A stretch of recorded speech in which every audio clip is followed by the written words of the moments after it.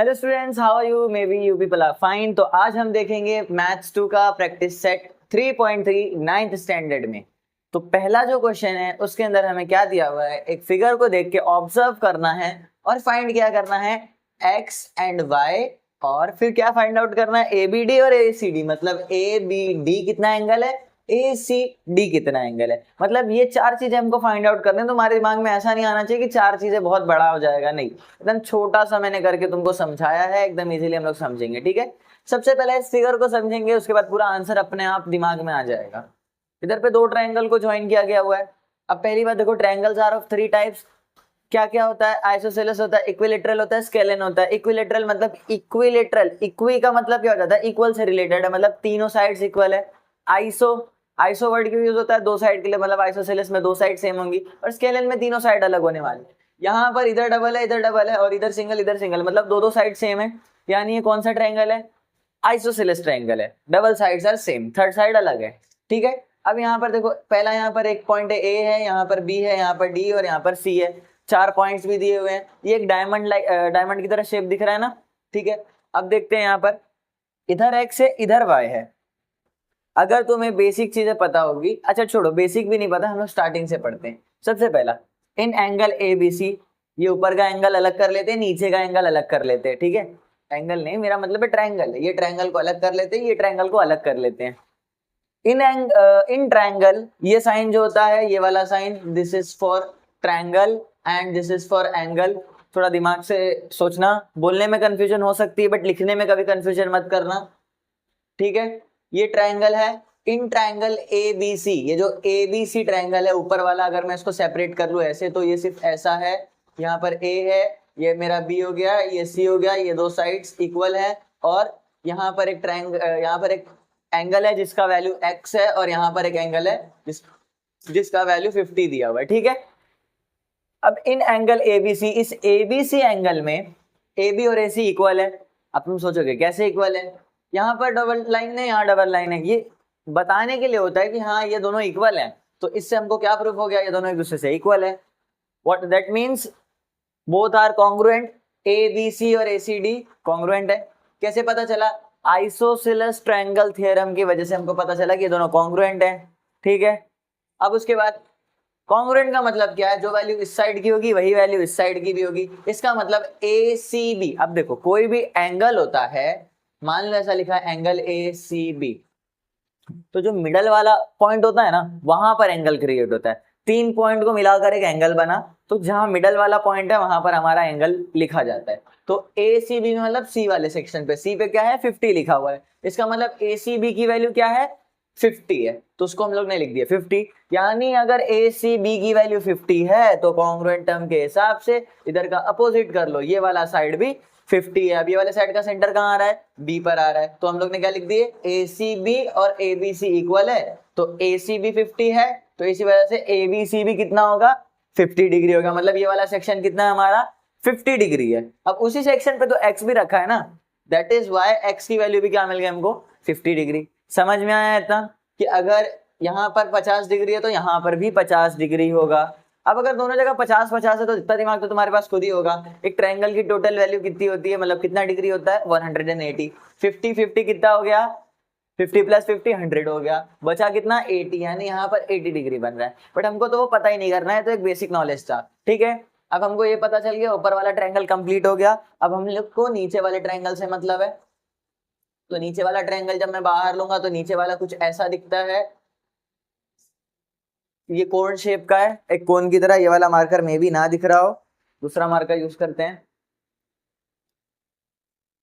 ऐसा cone shape का है, यहाँ पर 60 डिग्री है, और यहाँ पर है y, यहाँ पर है c, ये है b, और यहाँ पर है d, और ये दोनों लाइंस। देखो अभी हमको a से मतलब नहीं, इससे पहले वाले ट्रायंगल में हमको d से मतलब नहीं था, अभी हम लोग को d से मतलब है, बट a से कोई लेना देना नहीं है।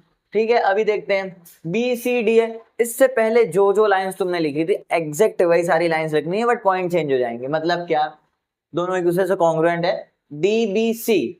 डीबीसी की जो वैल्यू है वही वैल्यू किसकी हो जाएगी, डीसीबी की, तो इस वजह से डीसीबी की वैल्यू भी 60 हो गई, और यहाँ पर y दिया हुआ था तो इस वजह से y की वैल्यू भी 60 हो गई। ठीक है, मुश्किल से कितना मिनट हुआ होगा, 2 से 3 मिनट, और हमने 2 वैल्यू निकाल लिए। अब बची हुई 2 निकाल लेंगे, वो भी और आसान है। देखो अब नाउ ए बी डी जो है ये हमारा है A B D.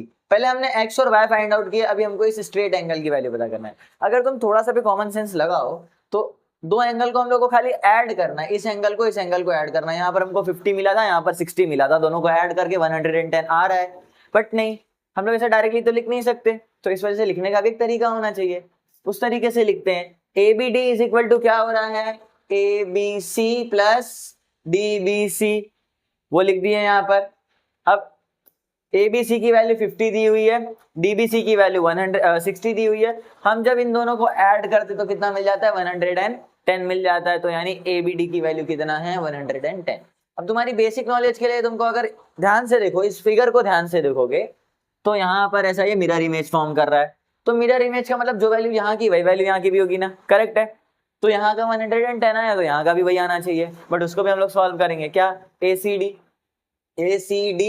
Is equal to ACB plus DCB, वही फॉर्मूला लग रहा है, तो वो चीज वापस लिख देंगे, ACB प्लस DCB, ठीक है, ABC प्लस DCB। और अगर कोई पूछता है कि भाई तुम ऐसे डायरेक्टली कैसे लिख सकते हो, तो उसके लिए बाजू में लिखा हुआ है ना, AAP का मतलब है एंगल। आज तुम्हारी नसीब खराब है, सारे मार्कर ब्लैंक चल रहे हैं, इस वाले से लिखते हैं एंगल। वाह, ये अच्छा चल रहा है।